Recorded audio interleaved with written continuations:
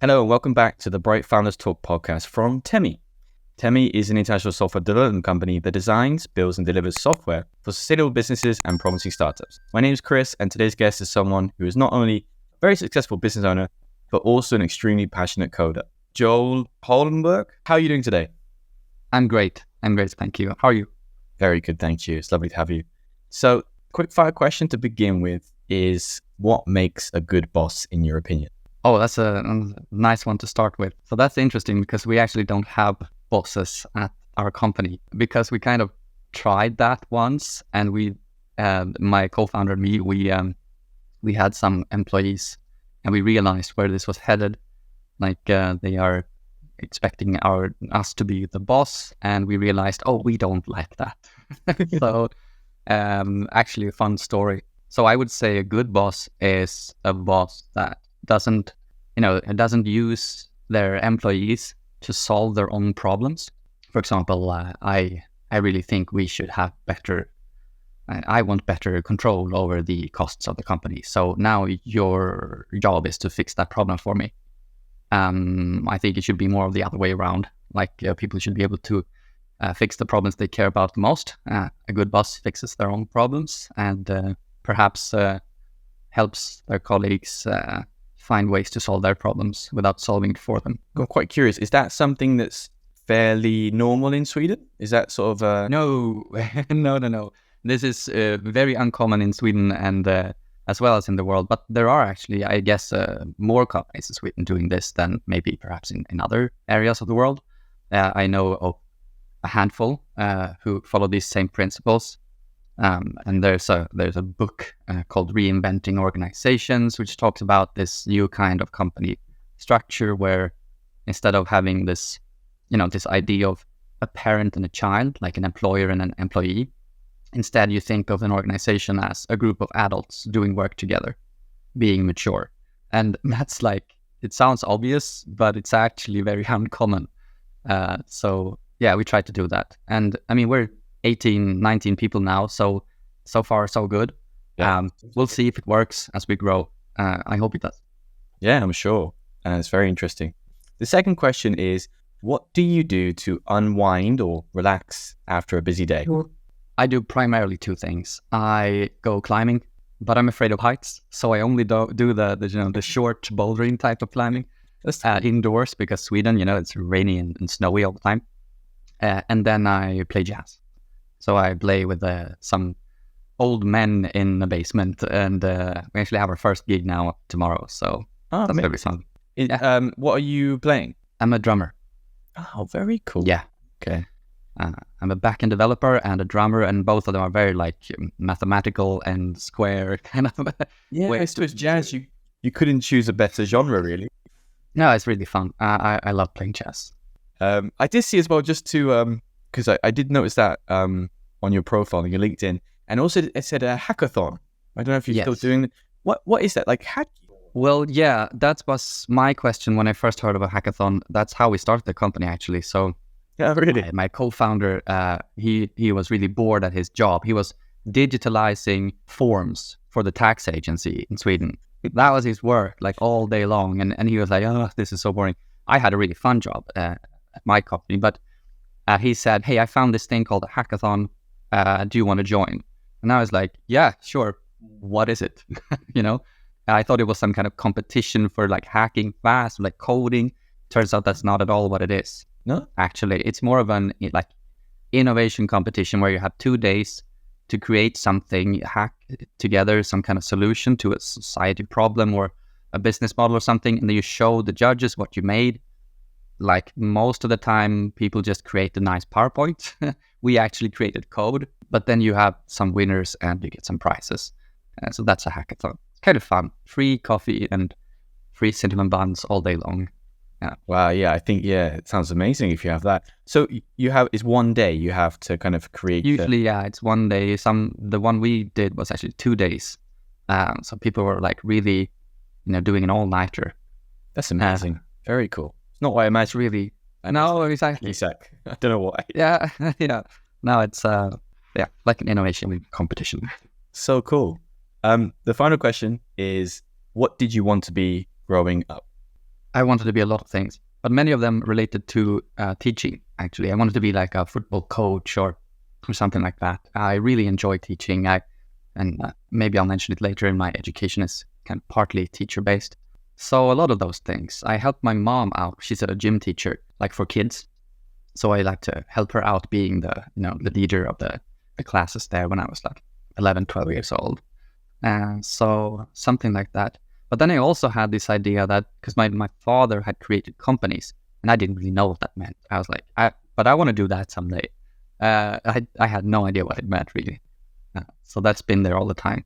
Yeah, I think it's really interesting because, just from speaking to you for 5 minutes or so and the stuff I found out about you, you've been using the word help a lot. And that's kind of what I think a lot of my research has kind of led me to, and I'm going to ask you about, is being altruistic. It does seem like something that is kind of based with your business, and then kind of you want to help people at the same time. So it's something I'm definitely going to ask you about. Sure. The other thing I found in your profile to kick things off, it said that, I thought it was great little synopsis about yourself. I loved reading it. I really don't know how I ended up a CEO. I just like to code. How did you get into coding to begin with? How did that happen? When I was a kid, I had some friends who were more nerdy and learned to code in their spare time, before university. I didn't do that. I just liked, playing games and having fun. When it was time for me to do the university stuff, because I started off doing a musical, like 3-year musical, let's say high school, music high school, where I learned to play the drums and jazz and so on. And then I went on to study at the Royal Institute of Technology in Sweden, because I realized, well, music is great and fun, but it's more like something I want as a hobby. I don't want to work with that. I need some kind of intellectual challenge. And so I wanted to study at the Institute of Technology. And so I did. And then I had to choose, what I wanted to do basically there. And the closest thing that came to mind was computer science. And so I started computer science with a twist. It's a computer science / teaching combination thing that we have in Sweden. So it's 5 years and you become a high school teacher in math and in computer science. And you also become a master of science of engineering in your choice of area. So I did that, and because that matched, teaching and computer stuff. But then I took my first course in software development or in programming, 101, at my first year at KTH at the university. And that's where I realized, it seems like I'm pretty good at this. And it's quite easy, matches my way of already thinking about things. So, I liked it and kept doing it since then. Would you say, based on what you said, would you say that you have to be a numbers person to kind of get into coding then, if anybody wants to try?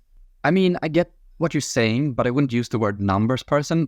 I think, for me, math is two different things. A numbers person is someone who learns the techniques for managing numbers and executes them quickly and efficiently on tests. But math is also, proving theorems and looking at, geometry and thinking about, spatial things and logic. And I think that's the part you need to become a good software developer.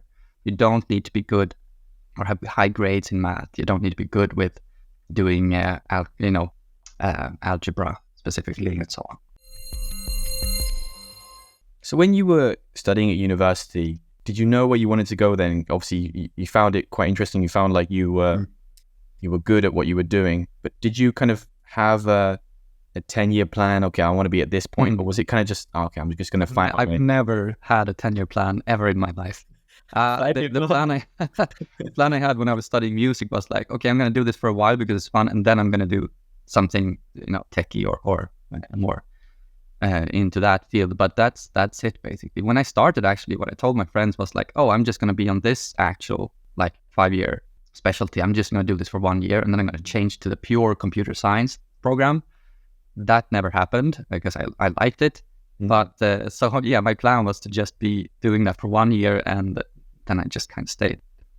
And then, after that, I haven't had really any plans more than 1 year ahead. Good.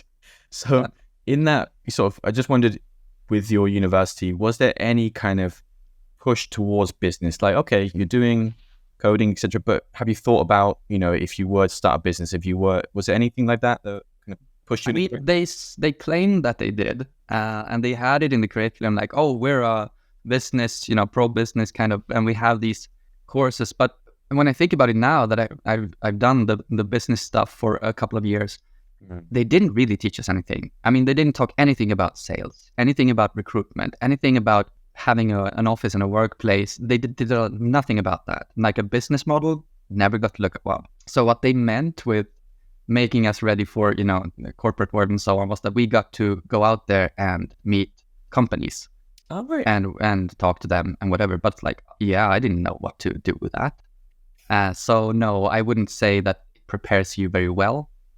I had to learn everything from scratch when I took over the role as the CEO of this company.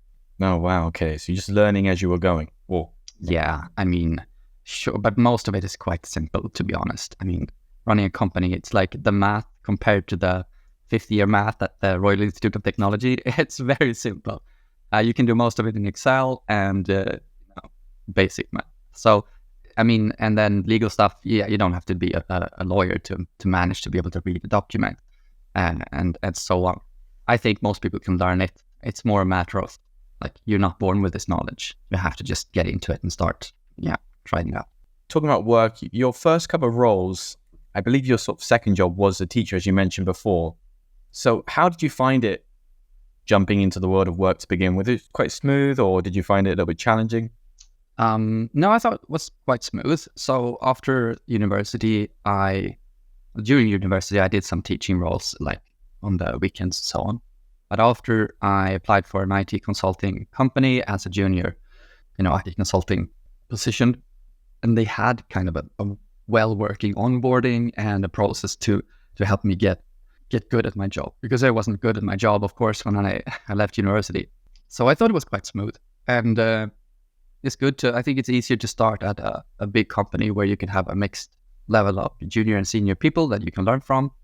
I definitely was not ready to start a company right after university, and I wouldn't recommend it to most people.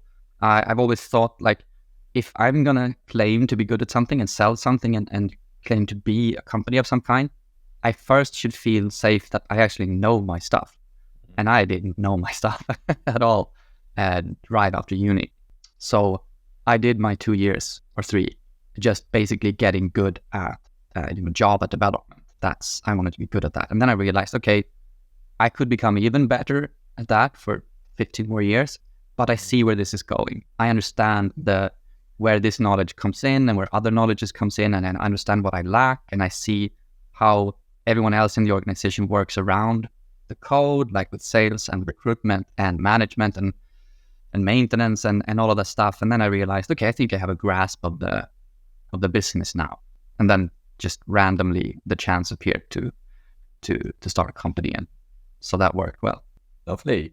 Well, just in those positions, like you said, being a teacher and after that going into being a consultant in IT, was that, I mean, those jobs seem like, again, you are helping people. That's the main emphasis of those jobs. So is that when you first kind of link it to what you're doing now? Was that the first time you thought, okay, if I'm going to do something with coding, with tech, I want it to be something that helps people?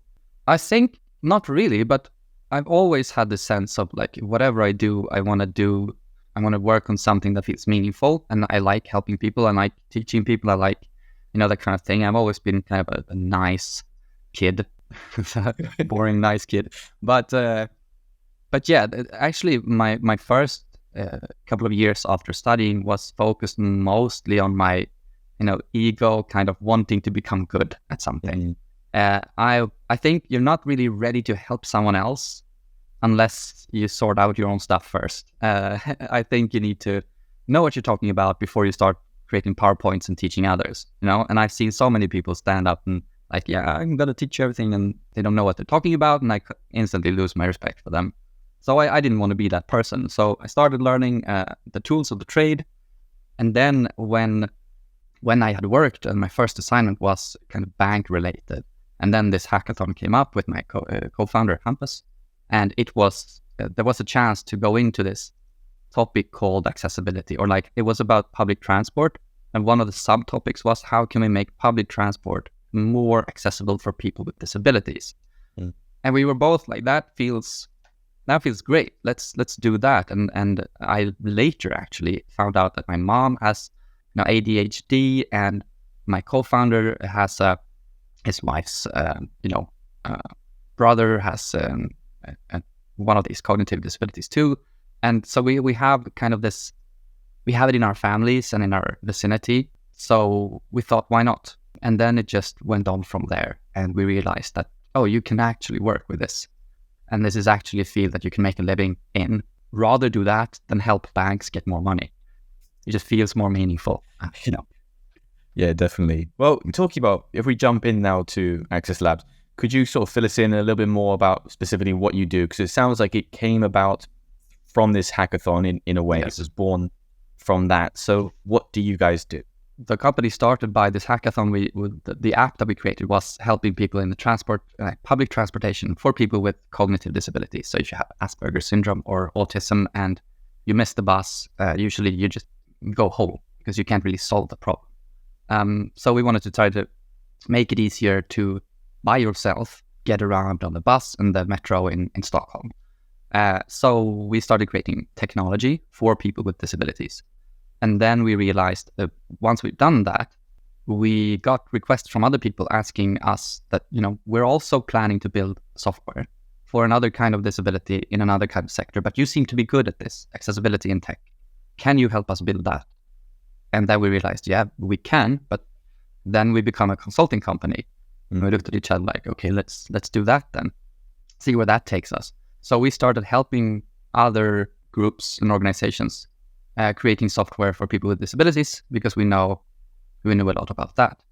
And then there were some more things happening, like there are new legal requirements for accessibility in all kinds of software, not just software specifically targeted towards people with disabilities. So if you do your taxes online in Sweden, if you're blind, you're supposed to be able to do that too online, because you also pay taxes if you're blind. So if taxes paid for the website should be usable by me.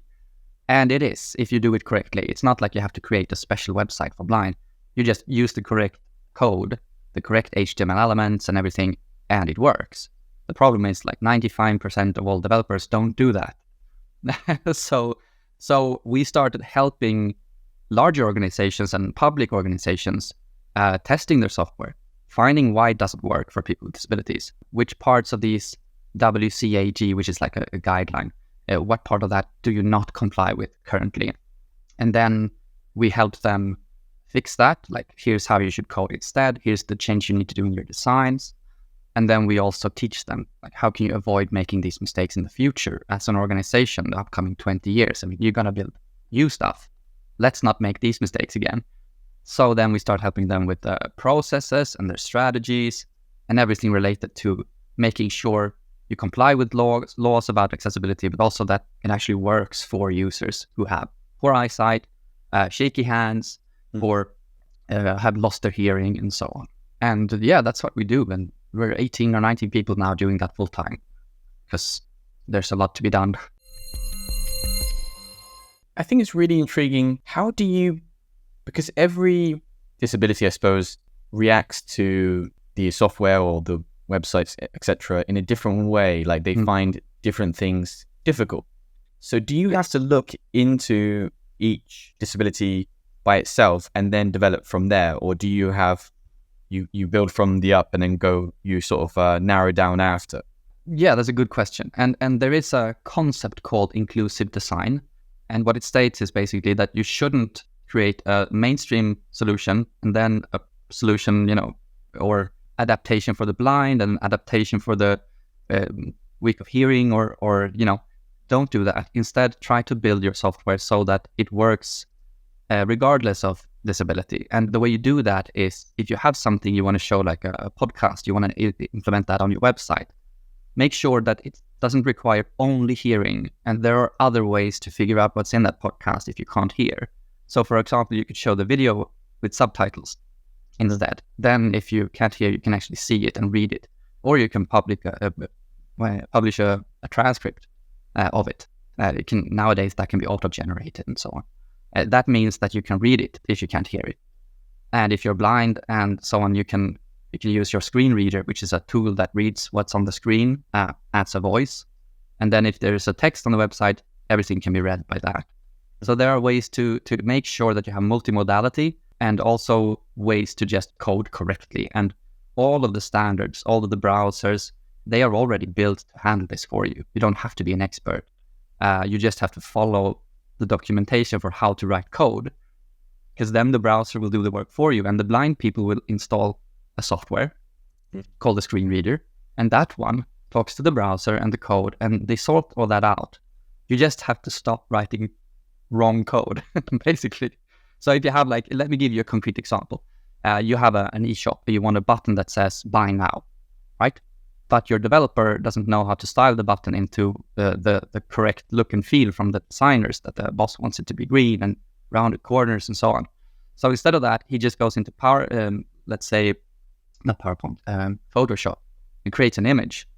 And then he puts that image on the website and says, when you click this image, because now it looks just like the designer wants it, you click this image, you buy the product. Right, looks exactly the same and works with the mouse exactly the same.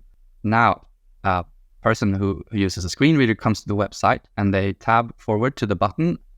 It doesn't even land on the button because there's no button there. It's just an image. And if the screen reader even gets to that image, it won't read button, click here to buy. It will just read image 125345.jpg.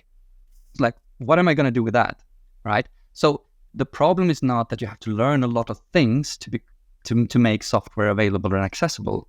You just have to stop making stupid mistakes. And it sounds like that's enough work for us for many years now. So it sounds like people, when they cut corners, when they try to sort of be lazy, then it's smart to expand the platform. Or you're breaking a lot of stuff that is expected to work with assistive technology, as it's called, other ways to control a computer. You can control it with your, a switch controller. You can click with your cheek. It kind of works like a keyboard navigating the software. As long as you code by the book, it's going to work fine. So just do that. Have you, so is that sort of the main problem that always comes up? Because I also read on the website, toggles suck. So I wasn't sure whether, what is the kind of the issue that most companies have that you're like, I bet you have this problem. Everyone always has this problem. We actually did an investigation into that, semi-scientific one. My co-founder checked it on Twitter, and there's a thread there, and there's a blog article on our website about this, where they asked, those of you who have a disability, what's your biggest problem online? So you can read all about that on our blog, but it's basically things like the poor color contrast. My mom doesn't see very well, so if it's just light gray text on a white background, she can't see it. And other things are CAPTCHAs. Like, my assistive technology comes to this CAPTCHA, but it just says that I'm a robot and I can't even get into the website. And it's like, nah, that's a very big blocker. Like, it doesn't matter how great your website is if people who use assistive technology just becomes considered robots and can't get access to it, and so on. There's a long list, but it's usually because you haven't thought about your users might actually have a little bit lower vision than you, a little bit worse hearing than you, so on. You're talking about companies having these problems, making their platforms or their websites accessible. How about yourselves with your company? What challenges have you faced and how did you overcome them? Oh, that's a big question. I mean, the biggest challenge we have right now, for example, is recruiting, because there's not a lot of people in the world who knows about this, and our clients usually are centered around where we are. They want us to be able to come in and show them stuff in the office, and then it's kind of based in Sweden. And so we need people in or around Sweden who knows digital accessibility, and we already have 18 of them. There's not so many left. So we are struggling to recruit the competence that we need. So instead of doing that, we've kind of accepted that that's going to be too hard. We are training, we're hiring a bit more junior people, sending them to our internal training program to create the specialists that we need in the future. So that's been a real struggle and remains a struggle. And then, of course, not having managers and bosses. I mean, imagine how many processes at a company where the solution is just ask your boss. They'll know what to do. Ask your boss, they will design for you. Now imagine removing that option. Like, you have to reinvent so many processes. Like, what should my salary be? Well, you don't have a boss. Well, who sets it then? We set it ourselves. Well, how is that going to happen in a safe and meaningful way? Yeah, we'd have to create that. And so we created our own salary system. And like all of these things had to be reinvented. And that's been a lot of challenges, but fun ones. Do you think that's going to catch on? Do you see that, have you seen other business owners you're friends with or have they been sort of thinking about this and implementing it? I think this is kind of a millennials thing and Gen Z thing. People want meaningful workplaces. They want, be able to decide for themselves how and where and when they should work, a lot of flexibility and no boss to tell them exactly what they can and cannot do and so on. So they don't want to be the child in this parent-child relationship. However, if you remove the parent, you have to kind of grow up also. So the question is, can they also grow up and take on the company hat and be like, oh, maybe we should not raise our salaries because times are tough, rather than saying, yeah, let's raise them anyway because I need a bigger apartment. Like you can't really do that. If you don't have a boss, you have to be the boss, right? So you have to take on that responsibility. But yeah, a lot of companies are taking this on and there are more and more popping up. I think this is the new way to lead at least some kinds of companies. Not all, of course, not all. But like startups in tech, yeah, this should be no problem to implement in small companies. I mean, if you start doing this from the beginning and you're clear in your recruitment that, hey, by the way, if you start here, you won't have a boss. No one else is going to solve all of your problems for you. Then you only get people who accept that and it works. But if you have like a big organization with 10,000 employees and now you say, by the way, we're going to remove your boss now, good luck. That's going to crash and burn. So it's going to take time for this to catch on. But yeah, it will. Yeah, it sounds like if you have a good recruitment process, if you have a clear sort of type of employee, then it kind of works, right? Yeah, but the most people in the world, I believe, they want to have a boss. They see their job as something they just have to do to get a salary. They don't want a lot of responsibility. They just want clear instructions. Here's what you're going to do. Here's what you're not allowed to do. Just do it. And they like that. And I think that's fine. Like, I'm not against that. I don't think they're bad people. That's reasonable. It's just that's not how we want to do it at our company. Just my final question, talking about your company. And well, my question is, if you could shadow any other CEO or maybe just be involved in another company for 2 weeks, who would it be and why? I'm not going to be able to answer that. Not because I know so many I can't choose, more like I'm kind of name blind. So I don't care very much about what I try to not care very much about what other companies are doing. I try to care about that we're doing the best we can for our clients, right? And we're trying to make the best internal processes for our employees. And if we just do that and focus on that, I think we're going to do fine. I think caring too much about how other people work and what they do is like, yeah, that's probably not going to be the best for you anyway.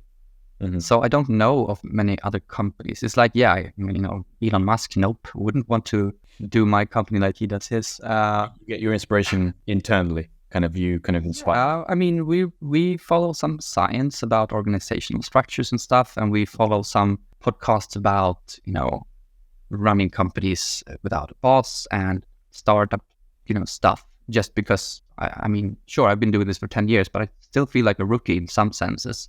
I want to just learn how other startups are doing it, but I don't really care who their CEO is or which kind of branch of business they're in and so on. I should maybe learn more about other companies and their CEOs. I don't know. I think if you've got 10 years experience, it sounds like you're doing something right. Brilliant. Well, I'll let you go. I imagine it must be a busy day as always with Axess Labs, and wish you all the best, moving forward. It sounds like a brilliant, very satisfying, rewarding company. So all the best. Thanks for your time. Thank you very much. And it was nice to be here.